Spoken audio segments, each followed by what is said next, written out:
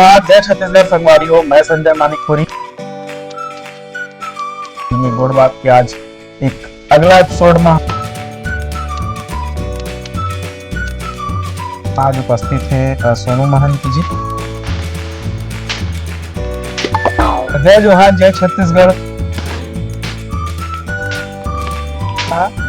तो जैसे आपके कॉमेडियन है ये ताजा पांच फिल्म एक बार एक्ट करे के बाद से कहा था ना, अंदर ले गुस्सा खाई हुई तो एक रोटी ज्यादा खा ली।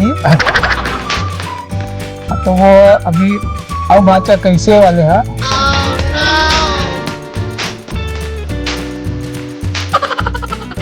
बाहर की मतलब आके हमारे सगाई के जो फायदा उठा के मौका लगे ये फलाना तो जल्दी आओ तेरे तोड़ो तो रहे आवत है अंग्रेज मारा तो रे